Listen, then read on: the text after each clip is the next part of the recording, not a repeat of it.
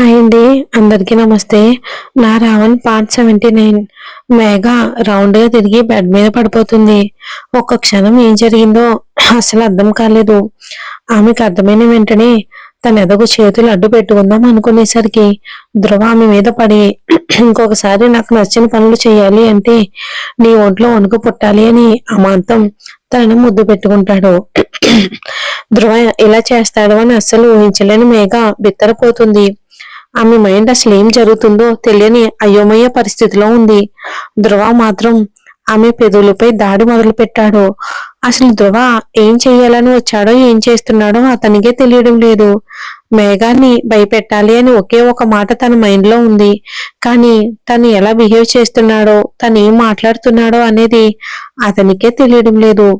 అసలు మేఘ తనకి నచ్చని పని చేస్తే తను ఎందుకు అంత కోపం వస్తుందో ఒక్క క్షణం ఆలోచించలేకపోతున్నాడు. రిపీట్ అవ్వకుండా ఉండాలి అని ఎందుకు భయపెట్టాలి అనుకుంటున్నాడు. ఒక్క క్షణం అది కూడా ఆలోచించుంటే అతనికి జవాబైనా దొరికేది ధ్రువకి. కానీ అతను ఆలోచించే స్థితే ఉంటే ఈ ఆవేశం కోపతాపాలు ఎందుకు? ధ్రువ అతని పెదాలతో ఆమె పెదాలు ముడివేసి 4 పెదాలను ఒకటిగా చేసి అతనికి ఇష్టం వచ్చినట్లు దాడి చేస్తున్నాడు. అతని చేస్తున్న ముద్దు యుద్ధానికి ఊపిరందక అప్పుడు రియాలిటీలోకి వచ్చిన మేఘ కళ్ళల్లో నుంచి ఆగకుండా కన్నీళ్లు జారిపోతూనే ఉన్నాయి. వదులు అని ఆమె చేతులతో ప్రతిఘటిస్తుంది. ఆమె చేతులు చేస్తున్న డిస్టర్బెన్స్ కి పెదాలు వేయకుండానే ఆమె 2 చేతులు కలిపి అతను ఒక్క చేత్తోనే లాక్ చేశాడు. ఆమెకు ఊపిరి అందడం లేదు. గుండె వేగం అమాంతం పెరిగిపోయింది. గొంతు ఎండిపోతుంది. ఇవన్నీ గమనించే స్థితిలో అతను లేడు. ఏదో పరిశోధన చేస్తున్నట్టు ఆమె పెదాలను అతడి పెదాలు ముద్దు పెట్టుకునే పనిలో ఉన్నాడు. అరగంట కావస్తున్నా అసలు దాడి చేయటం ఆపట్లేదు. అంతకంతకు ముద్దు తీవ్రతను పెంచుతున్నాడే కానీ వదలడం లేదు. చేతులు కూడా లాక్ చేశాడు. ఆమె ఏడుస్తూ పైకి శూన్యంలోకి చూస్తూ ఉంది. ఊపిరి అందక ఆమె శరీరం ఎగిసిపడుతూ ఉంటే గుండె వేగం డిటిఎస్ సౌండ్ లా వినిపిస్తూ ఉంది. అప్పుడు స్పృహలోకి వచ్చిన ధ్రువ కళ్ళెత్తి మేఘ వైపు చూస్తాడు.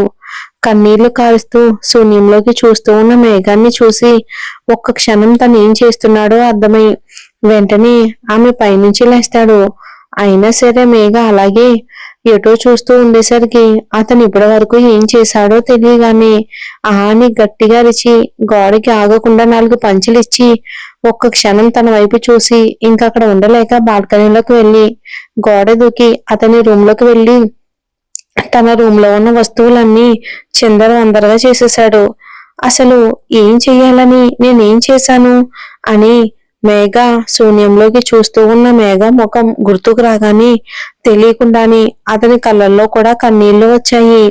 అసహ్యంగా బెడ్ మీద కూర్చుని తల పట్టుకుని కూర్చున్నాడు. ధ్రువ వెళ్ళిన కొంచెం సేపటికి మేఘ మెల్లగా లేచి కూర్చుని అసలు ఆమె శరీరంలో ఎవరో శక్తిని లాగేసినట్టు నీరసంగా మారిపోయింది. వణికే కాళ్లతో కష్టంగా లేచి వాష్రూమ్ లోకి వెళ్లి షవర్ ఆన్ చేసుకుని దాని కింద కూర్చుంది. గుండెల్లో గూడు కొట్టుకుపోయిన బాధని ఏడుపుని ఒక్కసారిగా బయటకు వదిలి గట్టిగా ఏడుస్తుంది. ఎంత ఏడుస్తున్నా కూడా ఆమె ఏడుపు తనివి తీరడం లేదు. ఎందుకు బావా ఇలా చేశావు? నీకు నచ్చిన పని చేస్తే కోపం వస్తే ఏమైనా చేయడానికి వెనకాడవా? ఒక ఆడపిల్ల మనోభావాలు తెలుసుకోకుండా నీ ఇష్టానికి వచ్చినట్టు అలా ప్రవర్తించావు. నేనంటే ఇష్టం లేదు అంటావు. నా వైపు అసహ్యంగా చిరాగ్గా చూస్తావు. నా నీడను కూడా నీ నీడను తాకనివ్వవు. మరి నువ్వు ఇప్పుడు చేసిన పనికి నేనేమనుకోవాలి అని ఏడుస్తూ ఎంతసేపు ఆ షవర్ కింద కూర్చుందో తనకే తెలీదు. ఎప్పటికో వాష్రూమ్ నుంచి బయటకు వచ్చి ఇక బట్టలు వేసుకుని బెడ్ మీద అలాగే అడ్డంగా పడిపోతుంది. అంత పెద్ద జుట్టు నీళ్లు కారుతున్నా కూడా అలాగే వదిలేసింది తుడుచుకోకుండా.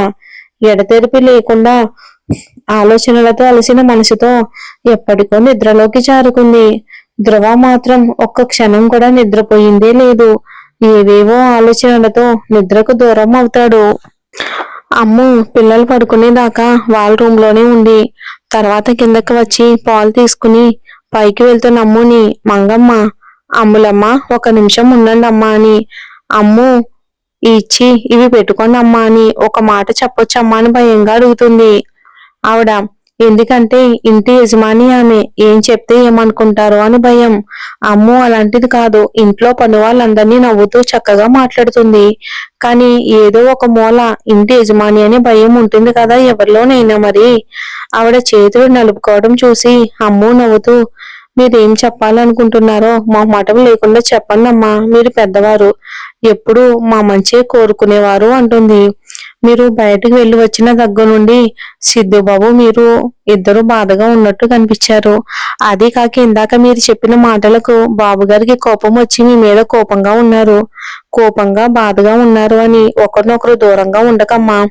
కోపంగా ఉన్నారు అని మనకి ఏదో బాధ ఉందని దూరంగా ఉండకుండా దగ్గరికి వెళ్ళి మీ ప్రేమని చూపించండి. మనం ఏదో బాధలో ఉన్నాము అని భర్తని దూరంగా పెట్టి వాళ్ళని బాధపడేలా చేయకూడదు.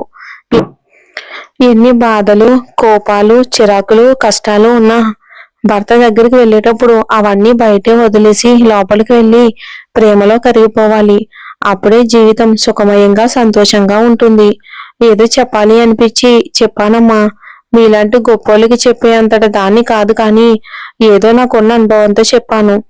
నేను ఏం చెప్తున్నానో అర్థమైంది కదా అంటుంది ఆవిడ.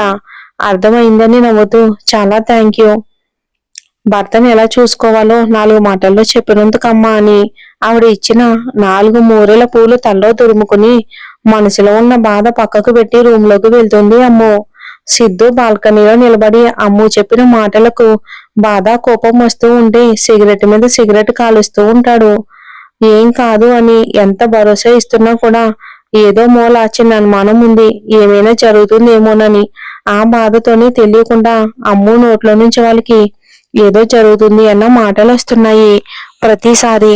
ఇక స్మోక్ చేస్తున్న సిద్ధుని చూసిన అమ్ము, అబ్బా చిన్న మాటకు కూడా అంత కోపం ఏంటో అని దగ్గరికి వెళ్తే తనకు ఏ విధంగా అతను పనిష్మెంట్ ఇస్తాడో అని తెలిసినా కూడా దూరంగా ఉండలేక భయంగా దగ్గరికి వెళ్ళి ఆ మరుక్షణమే అతని పంటి గుర్తులు తన మీద చేరిపోయాయి. ఈసారి ఎప్పటికన్నా ఇంకా గట్టిగా ఆమె కళ్ళల్లో తడి చేరుతుంది. అయినా సరే నవ్వుతూ, ఇప్పటికైనా కోపం తగ్గిందా అంటుంది.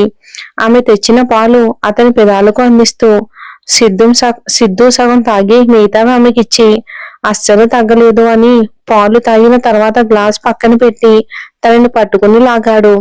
నా మీద నమ్మకం లేదా? మిమ్మల్ని కాపాడుకోలేను అని నీకు అనిపిస్తుందా? అందుకే ఇలాంటి పిచ్చి పిచ్చి మాటలు మాట్లాడుతున్నావు అంటాడు కోపంగా సిద్ధు. అతని ఉక్కి కౌగిట్లో ఆమెకు కిరిబిక్కిరైపోతున్నా కష్టంగా ఆ బాధను భరిస్తూ తన మెడ చుట్టూ చేతులు వేసి, నా కన్నా మీద నాకు నమ్మకం లేకుండా ఉంటుందా? నువ్వే చెప్పు నా కళ్ళల్లోకి చూసి అంటుంది. మరి ఎందుకే మనకి ఏదో అవుతే పిల్లల్ని చూసుకోమని ఏదో అవుతున్నావు అంటాడు. ఏమో ఆ క్షణంలో చిన్న కల్మషం లేని ప్రేమని చూసి మాకేదైనా అయితే పిల్లల్ని చూసుకోమని ముందే మాట తీసుకున్నాను అంటుంది. సింధు ఎరుపెక్కిన కళ్ళతో, మనకేం కాదు, ఎవరికేమీ కానివ్వను అంటాడు. నాకు తెలుసు నా కన్నా ఎవరికి ఏమీ కానివ్వడు అని తన నుదుటి మీద చిరుముద్దిచ్చింది. ఇంకా కోపం తగ్గించు కన్నా, ఏదో తొందరలో అన్నానులే అంటుంది తన ఛాతీ మీద చేతిని వేసి రుద్దుతూ. అయినా సరే అతని కోపం తగ్గలేదు. ఆమె నడుం మీద అతని చేతి పట్టు తెలుస్తూ ఉంటే అతని వైపు కొన్ని క్షణాలు అలాగే చూసి దగ్గరగా ప్రేమతో ముద్దు పెట్టింది అమ్ము. మరేం జరుగుతుందో చూద్దాం వచ్చే ఎపిసోడ్ లో.